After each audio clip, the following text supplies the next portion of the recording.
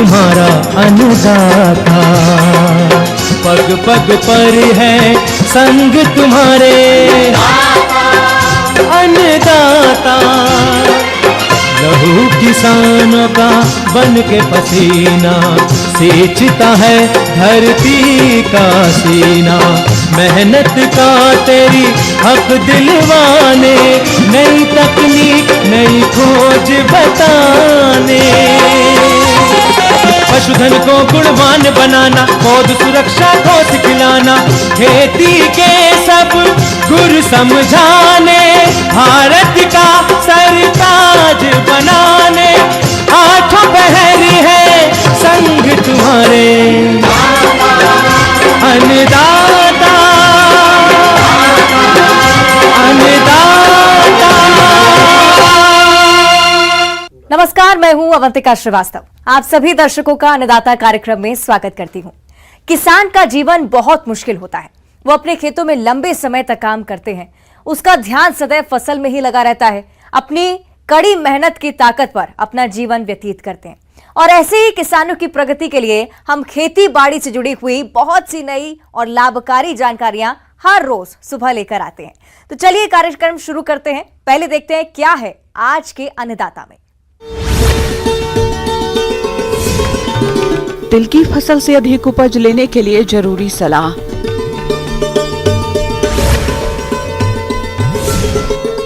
कड़कनाथ मुर्गियों का पालन अच्छी आय का जरिया।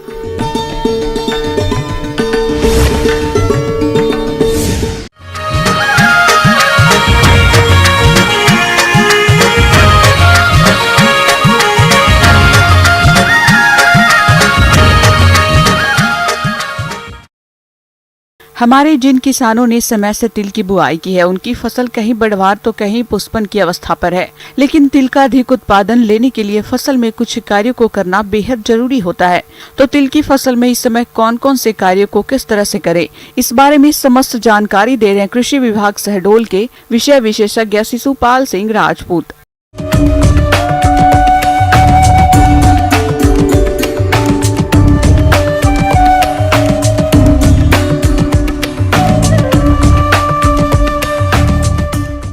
तिल की फसल के बारे में कुछ समसामयिक जानकारी देना चाहता हूं। तो इस समय अपने को तिल में बहुत ही समसामयिक क्रियाओं को करना आवश्यक होता है। अगर इनको नहीं करते हैं तो उत्पादन अपना प्रभावित होता है। तो इसमें सबसे महत्वपूर्ण रहता है खरपतवार प्रबंधन।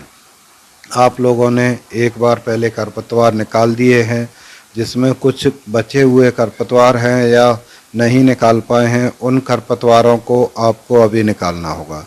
तो उनको अपन हाथ से निकाल सकते हैं या खुरपी की सहायता से भी निकाल सकते हैं, पर उन्हें निकालना बहुत ही आवश्यक है। अगर नहीं निकालेंगे तो उनके फूल आएंगे और फल बन के अपनी फसल में ही द्वारा खरपतवार फैलाएंगे और दाना भी अपना प्रभावित होगा। किसान भाइयों, किसी भी फसल से अच्छा उत्पादन प्राप्त करने के लिए उसमें पोषक तत्वों की संतुलित मात्रा का उपयोग किया जाता है।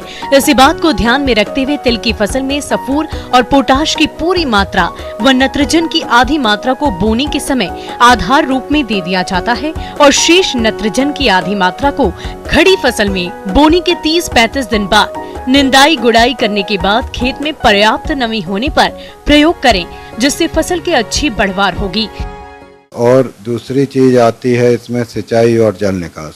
सिंचाई देखते हैं कि जहाँ सूखा लंबे समय तक पड़ रहा है वहाँ अपने को एक सिंचाई अवश्य देना चाहिए, क्योंकि फूल और फल बन रहे हैं। लेकिन सिंचाई जब दें जबकि वहाँ सूखा हो। सूखा नहीं है, नमी है, तो सिंचाई की आवश्यकता नहीं है। और सिंचाई के साथ साथ इसमें अगर अधिक बरसात हो रही है, वहाँ पानी का भराव है, तो जल निकास अवश्य करें, क्योंकि अगर जल निकास नहीं करेंगे तो आपकी फसल में आर्द्र गलन, नीचे से पौधा गलने लगता है जिसे आर्द्र गलन कहते हैं, और आपका पौधा नष्ट हो जाता है। इसीलिए जल निकास भी बहुत आवश्यक होता है। कोशिश करें कि जहाँ रेतीली ज़मीन हो, जहाँ पानी निकल जाता हो, ऐसी ज़मीन में ही तिल को लगाना चाहिए। इसके साथ साथ ही इसमें कीट और रोगों का भी प्रभाव अधिक रहता है। इन कीट और रोगों को नियंत्रण करना अपने को बहुत ही आवश्यक होता है। तो आप लोगों ने देखा होगा कि इसमें 2-3 तरह के रोग देखने को अधिक मिलते हैं। तो एक फाइलोडी नाम से रोग रहता है, जिसको तिल फाइलोडी बोलते हैं, जिसमें आप देखेंगे कि पत्तियां पूरी तरह से मुरझा जाती हैं और गोल हो जाती हैं, गुच्छानुमा बन जाती हैं। इसे तिल फाइलोडी कहते हैं। इसको रोकने के लिए आपको किसान भाइयों, फाइलोडी रोग के नियंत्रण के लिए सबसे पहले रोगग्रस्त पौधों को उखाड़कर नष्ट कर दे। उसके बाद फोरेट 10G की 10 किलोग्राम मात्रा को प्रति हेक्टेयर के मान में खेत में पर्याप्त नमी होने पर मिलाएं, ताकि रोग फैलाने वाले फुदका कीट का नियंत्रण हो जाए। इसके अलावा नीम तेल 5 मिलीलीटर प्रति लीटर पानी या डाइमेथोएट दवा की 2 मिलीलीटर मात्रा को प्रति लीटर पानी के हिसाब से घोल बनाकर खड़ी फसल में 30, 40 और 60 दिन पर बोनी के बाद छिड़काव करें। इसके साथ साथ ही इसमें एक और रोग रहता है, जिसको अपन पाउडरी मिल्ड्यू बोलते हैं, जिसमें सफ़ेद कलर का पाउडर जम जाता है। इसी का भी नियंत्रण करना बहुत आवश्यक होता है, नहीं तो आपका पौधा पाउडर से पूरी तरह से ग्रसित हो जाता है और वो बढ़ नहीं पाता है। तो और आपकी तिल की जो तेल का परसेंट है वो भी इससे प्रभावित होता है। तो पाउडरी मिल्ड्यू के नियंत्रण के लिए भी आपको सल्फेक्स पाउडर जो आता है उसकी 2 ग्राम मात्रा पर लीटर पानी में घोल बना के आप उपयोग कर सकते हैं। कीटों की बात करें तो इसमें कई प्रकार के चूसने वाले, काटने वाले, जैसे आपकी इल्लियाँ रहती हैं जो कि सब हरे कलर की रहती हैं, वो लगती हैं। इसके बाद कट वर्म रहता है, तिल हॉक मौत नाम के कीट रहता है जो कि हरी इल्ली रहती है, मोड़ मोड़ के चलती है, वो उसको तिल हॉक मौत बोलते हैं। इसके साथ साथ ही इसमें आपका चना को काटने वाली कट वर्म रहती है, फली को बेधने वाली फल वेदक भी रहती है जो कि फली के अंदर घुस जाती है और उसके दाने को अंदर से खा लेती है। इस प्रकार इसमें कई प्रकार के कीटों का प्रकोप होता है। इनको अगर आप केमिकल नहीं उपयोग करना चाहते हैं तो प्रारंभिक अवस्था में आपको नीम ऑयल आता है जो कि जैविक रहता है, इसका आप उपयोग कर सकते हैं। 5 ml मात्रा पर लीटर पानी में घोल बनाकर नीम ऑयल का उपयोग कर सकते हैं। इन कीटों के नियंत्रण के लिए अपने को क्लोरोपाइरीपास नाम की दवा 2 ml पर लीटर के हिसाब से आप उपयोग कर सकते हैं, या इमीडा क्लोरोपिड नाम की दवा है, इसका 1 ml मात्रा प्रति लीटर के हिसाब से आपको उपयोग करना है। तो किसान भाइयों, मेरे द्वारा जो आपको तिल के बारे में समसामयिक जानकारी दी गई है, उन्हें आप अपनाकर अधिक तिल का उत्पादन प्राप्त कर सकते। किसान भाइयों, अभी तक आपने खेती से जुड़े हुए कुछ उपयोगी जानकारियां देखी। अब लेते हैं एक छोटा सा ब्रेक, जल्दी लौटेंगे और कार्यक्रम में आगे भी हैं खेती बाड़ी से जुड़ी महत्वपूर्ण जानकारियां, तो बने रहिए हमारे साथ।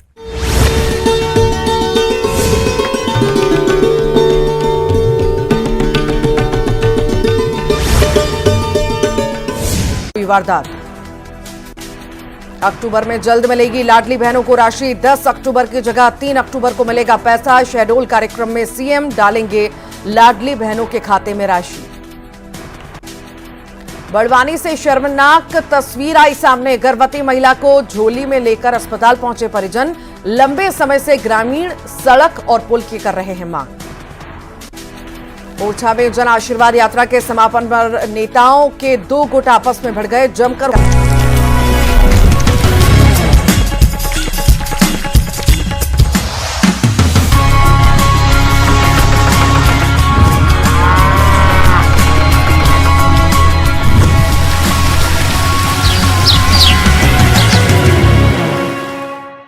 ब्रेक के बाद आप सभी दर्शकों का अन्नदाता में स्वागत है।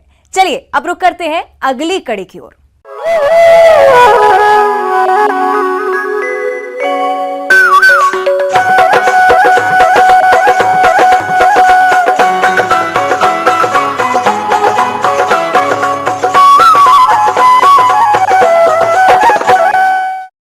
नॉनवेज फूड में चिकन को उसके बेहतरीन स्वाद के लिए जाना जाता है, लेकिन पिछले कुछ वर्षों में अपने लजीज स्वाद और पौष्टिक गुणों के कारण मशहूर हो चुके कड़कनाथ मुर्गे की मांग काफी ज्यादा बढ़ गई है। यह मुर्गे की एक ऐसी नस्ल है जो कि पूरी तरह काली होती है और इसलिए इसे कालामासी भी कहते हैं। प्रदेश के बहुत से किसान कड़कनाथ मुर्गे का पालन कर आसानी से लाखों रुपए कमा रहे हैं। अगर आप भी इस व्यवसाय को करना चाहते हैं तो किन किन बातों पर खास ध्यान दें, आइए जानते हैं पशु विशेषज्ञ डॉक्टर सुशील प्रसाद से।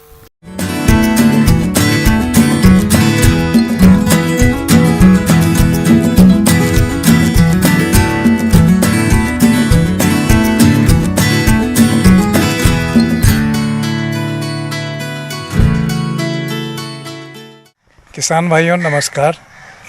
और जैसा कि अभी बहुत ही ज़्यादा बाज़ार के अंदर में कड़कनाथ का प्रचलन हुआ है और कड़कनाथ में तो एक विशेष तरह की मुर्गी समझकर इसमें ज़्यादा लाभ लिया जाता है। मुर्गी पालन एक ऐसा व्यवसाय है जो आपकी आय का अतिरिक्त साधन बन सकता है।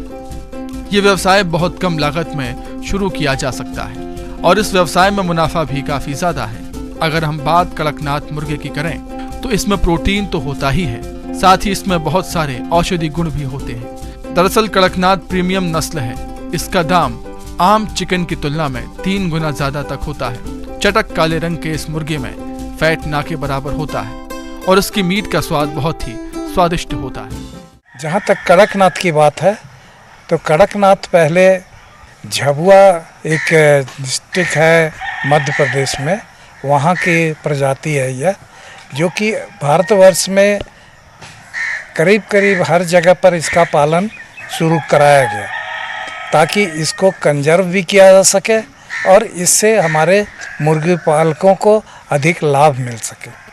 जैसा कि हम जानते हैं कि कड़कनाथ का गुण यही है, कह सकते हैं कि उसकी पहचान यही है कि ये काले रंग का इसका पूरा पंख होता है और साथ में अगर आप मांस को भी अगर इसे ये करते हैं तो मांस का रंग भी कालापन लिया हुआ होता है। मांस के अंदर के ऑर्गन्स जो होते हैं, खास करके हार्ट, लीवर और इंटेस्टाइन तक भी इसमें पर्पल कलर जिसको हम कहते हैं वो उस रंग का होता है। कड़कनाथ मुर्गी पालन व्यवसाय करने के लिए आपको खुले स्थान की जरूरत पड़ेगी। इसको घर के आंगन या लकड़ी का शीट बनाकर बहुत आसानी से पाल सकते हैं। एक मुर्गी के लिए लगभग 2 स्क्वायर फीट जगह की जरूरत होती है। इस मुर्गी के खान पान में कुछ ज्यादा खर्च नहीं आता। ये हरे चारे में बरसीम, बाजरा चढ़ी बड़े चाव से खाते हैं। जहाँ तक है कि बात की कड़कनाथ के रख रखाव में, तो जो भी मुर्गी पालक है जो मुर्गियों के लिए घर बनाते हैं उसी प्रकार का घर इनका भी बनेगा।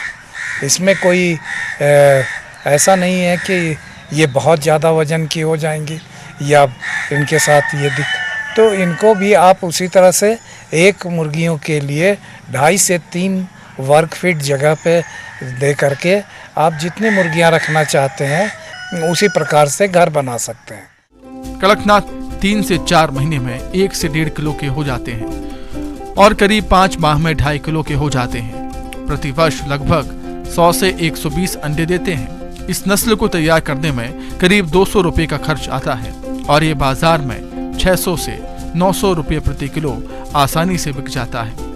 अगर आप कड़कनाथ मुर्गी पालन व्यवसाय शुरू करना चाहते हैं तो जिले के किसी भी कृषि विज्ञान केंद्र में प्रशिक्षण ले सकते हैं। इसके अलावा राज्यों के पशुपालन विभाग में भी इसकी पूरी जानकारी ले सकते हैं। जहाँ तक खान पान की बात है तो इसमें भी हम स्टार्टर से लेकर स्टार्टर, ग्रोअर और लेयर 3 प्रकार के दाना फार्म में जिस प्रकार से रख के खिलाते हैं उस प्रकार से कर सकते हैं। और अच्छा होगा हमारे ज़्यादा लाभ लेने के लिए अगर मुर्गी पालक या जो व्यवसाय शुरू कर रहे हैं वो अपने फार्म के आगे एक जाली से घेर कर एक नेट बना करके इनको चरने के लिए छोड़ें ताकि आपके दाने का खर्च कम हो सकेगा, क्योंकि ये बाहर के चीज़ों को घास, पत्ते, मिट्टी से खा करके भी भोजन ग्रहण करते हैं। तो आप आधा दाना का ही व्यवस्था कीजिए और आधा इसको प्रयास कीजिए कि चरा करके आप इसका प्रयोग में ला सकें। और ये मुर्गियां अंडे और मांस दोनों के लिए उचित हैं। इससे आप अंडे भी प्राप्त करेंगे। ये भूरे रंग की यानी कि ब्राउन कलर के इसके अंडे होते हैं और इसके अगर आप चूजा निकाल सकिए तो जो देसी मुर्गियों के साथ जो मुर्गियां, ये भी मुर्गियां कुड़ुक भी होती हैं यानी कि अंडे सेने के लिए तैयार होती हैं, तो इनको आप अंडे के ऊपर में बिठा करके भी आप चूजे निकाल सकते हैं। तो मैं समझता हूँ कि कड़कनाथ के फार्मिंग अब आप शुरू कर सकते हैं। आगे और भी है खेती बाड़ी से जुड़ी हुई बहुत सी रोचक जानकारियां, पर यहां पर रुकेंगे। एक और छोटे से ब्रेक के लिए जल्द हाजिर होते हैं।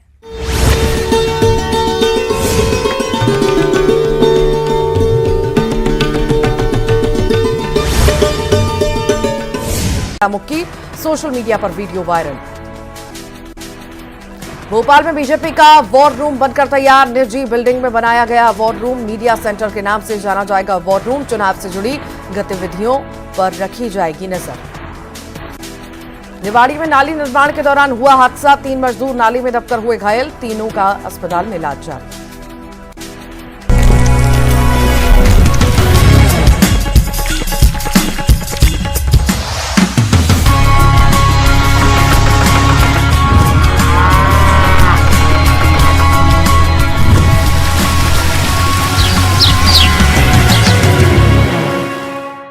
ब्रेक के बाद एक बार फिर से आप सभी दर्शकों का अन्नदाता कार्यक्रम में स्वागत है। बढ़ते हैं अगली प्रस्तुति की ओर।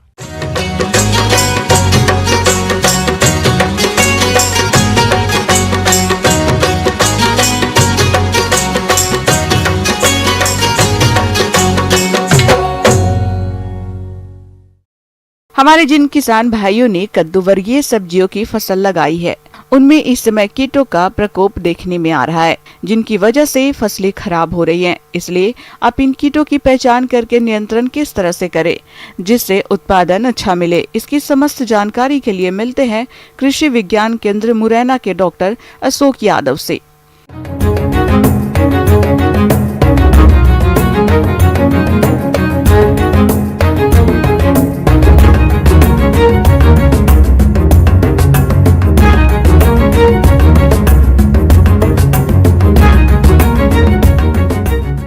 किसान भाइयों, कद्दू वर्गीय सब्जियों में अच्छे उत्पादन के लिए हमें कुछ कीटों की समस्या भी हमें देखने को मिलती है। जैसे कीटों में जो मुख्य जो कीट है उसमें जैसे रस चूसक कीटों में खासकर जैसे माऊ है, ये जो है कई बार देखने को मिलता है। फसल में कई तरह के रस चूसक कीटों का प्रकोप होता है। ये कीट फसल की पत्तियों, शाखाओं और फलों का रस चूसकर नुकसान पहुंचाते हैं। इसका सीधा प्रभाव फसलोत्पादन पर पड़ता है। तो इन रस चूसक कीटों के जैविक नियंत्रण के लिए फसल में प्रति एकड़ 8 से 10 नीले और पीले चिपचिपे ट्रैप लगाएं। साथ ही 5 मिलीलीटर नीम तेल को 1 लीटर पानी में घोलकर फसल पर छिड़काव करें। यदि रस चूसक कीटों का प्रकोप क्षति स्तर से अधिक है तो आप इनकी रोकथाम के लिए इमिडाक्लोरोपिड 1 मिलीलीटर दवा को 3 लीटर पानी के हिसाब से घोल बनाकर 15 दिन के अंतराल पर छिड़काव करते रहें। इसके अलावा आपने देखा होगा कि जो है कद्दू वर्गीय सब्जियों में एक जो है लाल कीड़ा जो है बहुत जो है देखने को मिलता है और ये फूल को काफ़ी नुकसान पहुंचाता है। तो इसका जो प्रबंधन है, कई बार जो है हम फसल पे ऊपर जहाँ लाल कीड़ा दिखता है वहाँ पर हम करने का प्रयास करते हैं, लेकिन जो अगर हमें उसके वास्तविक जो है स्वरूप का मालूम नहीं है, उसकी जो नेचर ऑफ डैमेज अगर हम नहीं मालूम है, तब तक हम उसको कंट्रोल नहीं कर सकते हैं।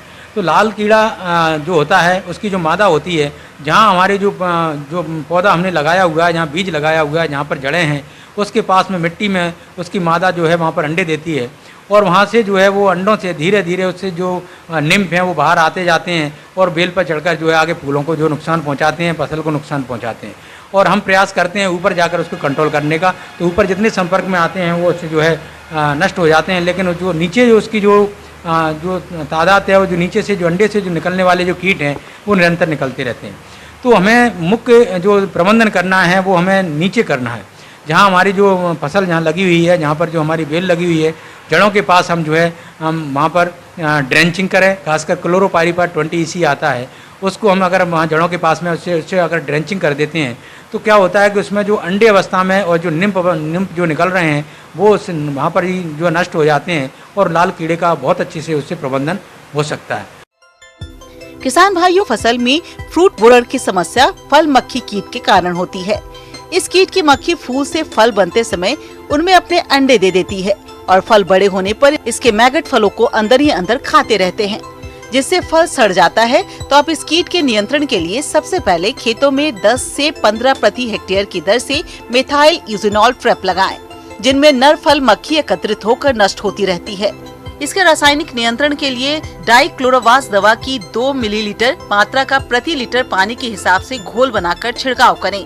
जिससे इस कीट पर आसानी से नियंत्रण पाया जा सकता है। इन सारी चीज़ों को हम ध्यान दें और खासकर जो है हम समन्वित जो है कीट प्रबंधन तकनीकी को अपनाएं। केवल रासायनिक कीटनाशकों के ऊपर निर्भर न रहें, दूसरी जो चीज़ें हैं उनका जो है हम उसमें उपयोग करें। जैविक कीटनाशियों का उपयोग करना है, इन सारी चीज़ों को हम उपयोग करें तो देखेंगे कि आप जो है हमारी जो समस्याएं हैं वो काफ़ी हद तक कम हो जाएंगी और जो हमारा जो आर्थिक नुकसान है वो भी कम होगा और हमारी लागत भी उससे कम हो जाएगी।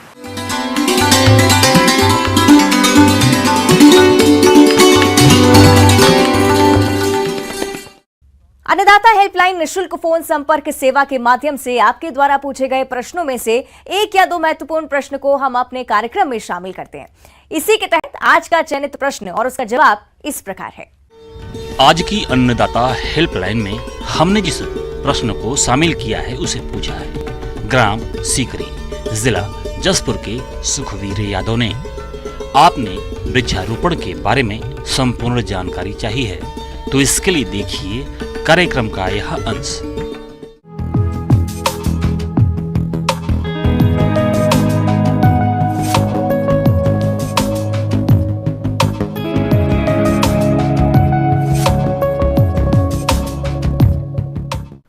कृषि वानिकी जो है वो एक कृषि का पर्याय है, एक आधुनिक तकनीकी है खेती में, जो कि परंपरागत तकनीकियां आज के समय में पूरी फैल हो रही हैं, धराशायी हो गई, क्योंकि जलवायु परिवर्तन एक बहुत अहम मुद्दा बना हुआ है। जलवायु परिवर्तन की वजह से जो खेती कर रहे हैं लोग वो मुनाफा नहीं कमा पा रहे और उनकी जो आय है वो अधिक लग रही है, उसमें खेती करने में इतना उत्पादन अपन ले नहीं पा रहे हैं। तो ऐसे समय में किसान भाइयों को कृषि वानिकी अपनानी चाहिए।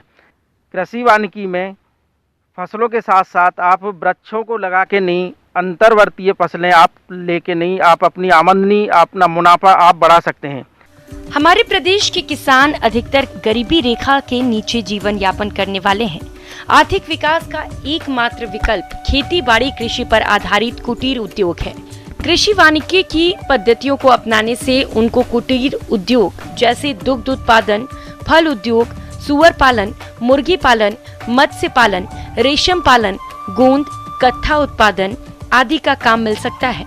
इस प्रकार से उन्हें रोजगार मिलेगा जिससे उनके आर्थिक विकास के उद्देश्य की पूर्ति हो सकती है। अब मैं बताना चाहूँगा कि कृषि वानिकी में कौन कौन से वृक्ष अपने को लगाने चाहिए और कौन कौन सी फसलें अपन इंटरक्रॉपिंग के रूप में ले सकते हैं वृक्षों के साथ में। कृषि वानिकी में अगर आपको इमारती वृक्ष लगाने का ये है उद्देश्य है तो आप इमारती वृक्षों में आप खमेर का पौधा लगाएं। खमेर का पौधा जो है वो सागौन का एक सब्स्टिट्यूट है। सागौन का वृक्ष बड़ा होने में लगभग 25 साल लग जाते हैं। खमेर का वही पौधा 10 साल में आपका तैयार हो जाता है। इसके साथ साथ आप सागौन भी आप लगा सकते हैं। अगर आप लंबा इंतजार कर सकते हैं तो सागौन के वृक्ष भी आप अपने मेड़ों पे लगा सकते हैं। अगर किसान भाई आपकी रुचि फलदार वृक्ष लगाने की है तो आप फलदार वृक्षों में आम के पौधे हैं, आंवला के पौधे हैं, उसके बाद में आपके गुआवा है आपका, उसके बाद में आपके बेर है आप ले सकते हैं, बेल आप ले सकते हैं, उसके बाद में आप अनार आप ले सकते हैं, जो कि बहुत आसानी से आपकी जो मेड़ें होती हैं उन पे अपन लगा सकते हैं। अगर मेड़ों के अलावा भी आप अगर खेत में भी इंटरक्रॉपिंग करना चाहें तो अपन खेतों में भी लगा सकते हैं। अभी मैं आपको बताना चाहूँगा कि पौधों के साथ साथ में अपन कौन कौन सी फसलें लगा सकते हैं। जैसे कि अगर क्षेत्र अपना अधिक वर्षा वाला है तो जहाँ अपनी सोयाबीन की फसल होती है, उसके बाद में अपनी धान की फसल होती है, तो ऐसे वातावरण में हम लोग आंवला की फसल ले सकते हैं, सागौन अपन लगा सकते हैं, आम अपन लगा सकते हैं, तो गुआवा अपन ले सकते हैं। उसके बाद में अगर आपकी ज़मीन बंजर है जिसमें कुछ नहीं होता है, खेती करने लायक योग्य नहीं है, तो उस ज़मीन को भी अपने को उपयोग कर सकते हैं अपन कृषि वानिकी में। उसमें आप जो औषधीय पौधे हैं उनको लगाएं, जैसे कि आपका एलोवेरा है, आपका केवांच है, आपका सतावर है, आपका अश्वगंधा है आपका। तो ऐसे पौधे लगा के नहीं आप अपनी ज़मीन जो है उसका उपयोग कर सकते हैं। ये सबसे ज़रूरी है कि वो किस दूरी पे पौधे लगाए जाएं जिससे कि क्या है कृषि कर्षण क्रिया करने में आसानी रह सके। तो अपने को देखना है कि कम से कम 5 बाई 5 मीटर पे अपन वृक्ष लगाएं, जिससे क्या होता है कि आसानी से आपकी जो जुताई है और बुवाई है वो आसानी से हो सकती है। जो स्पेसिंग है वो हर वृक्ष की अलग अलग रहती है। अगर आपको इमारती लकड़ी लगाना, आपका लकड़ी चाहिए, उद्देश्य है आपका, तो वृक्षों को आप 5 बाई 5 मीटर पे लगाएं। और अगर आपको फलदार वृक्ष लगाने हैं तो फलदार वृक्षों को आप 8 मीटर बाई 8 मीटर पे लगाएं। अगर क्राउन फैलेगा तो उतने ज़्यादा फल लगेंगे, इसलिए फलदार वृक्षों को हमेशा 8 बाई 8 मीटर पे लगाएं। और ज़मीन आपकी जो बंजर है, जहाँ कुछ नहीं हो रहा है, ऐसी जगह पे आप स्पेसिंग कम कर सकते हैं। कृषि वानिकी से उत्पादन संस्थान के संरक्षण के साथ साथ मृदा के गुणों में भी सुधार होता है। कृषि वानिकी में पौधों और दलहनी फसलों की जैविक क्रियाओं से नत्रजन स्थिरीकरण होता है और कार्बनिक पदार्थ की मात्रा में वृद्धि होती है। पौधों और फसलों को साथ साथ उगाने से एक दूसरे को उर्वरक तत्वों की पूर्ति में सहायता मिलती है। मृदा संरचना में सुधार होता है, जो कि फसल उत्पादन के लिए अति आवश्यक है। जो अपन ने कृषि वानिकी लगाया था और वानिकी वाले जो पौधे लगाए थे, उनके नीचे अपन जो डब्बे होते हैं, मधुमक्खी के जो बॉक्स होते हैं, उनको अपन रख सकते हैं, क्योंकि गर्मी के समय में वहाँ छाया भी रहेगी वहाँ पे। और क्या होता है कि कुछ वानिकी के पौधे ऐसे हैं जिनमें गर्मियों के समय में फ्लावर आता है, तो ऐसे समय में क्या है, मधुमक्खी अपना जो शहद है, अपना भोजन है, वो जो वानिकी वाले वृक्ष लगे हुए हैं उनके फूलों से ले सकती हैं। तो ये भी एक अभिन्न अंग है, इसको भी कृषक भाई इसको भी उसमें जोड़ सकते हैं। किसान भाई, कृषि वानिकी का चयन करने से पहले अपने को कुछ बातों का ध्यान रखना चाहिए।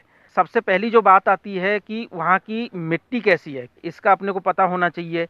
वहाँ की जो वर्षा का पैटर्न है वो कैसा है, कितनी वर्षा होती है, क्या होती है, तो उस हिसाब से अपने को चयन करना है। वहाँ की जलवायु कैसी है उसको अपने को देखना है। उसके बाद में वहाँ का जो मार्केटिंग कैसी है, वहाँ की मतलब लोगों की डिमांड कैसी है, लोगों का इंटरेस्ट कैसा है, तो उस हिसाब से अपने को वृक्षों को लगाना है।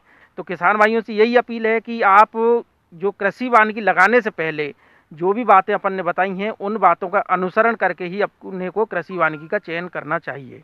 किसान भाइयों, अन्नदाता आपकी सेवा के लिए संकल्परत है। कृषि संबंधित समस्या और सुझावों के लिए आप हमें इस पते पर संपर्क कर सकते हैं। प्रोड्यूसर अन्नदाता news 18 Madhya Pradesh Chhattisgarh, Ramoji film city, Hyderabad 501512। साथ ही आप हमें ईमेल भी कर सकते हैं। हमारा ईमेल है p18annadatamp@nw18.com। इसके अतिरिक्त आप हमें निःशुल्क हेल्पलाइन नंबर 1800-889-2163 पर सोमवार से शनिवार सुबह 10 बजे से शाम 4 बजे के बीच संपर्क कर सकते हैं। किसान भाइयों, अब समय हो रहा है आपसे विदा लेने का, तो हमारी अन्नदाता टीम को दीजिए इजाजत। कल फिर आपसे मुलाकात होगी कृषि संबंधित कुछ और महत्वपूर्ण जानकारियों के साथ। नमस्कार।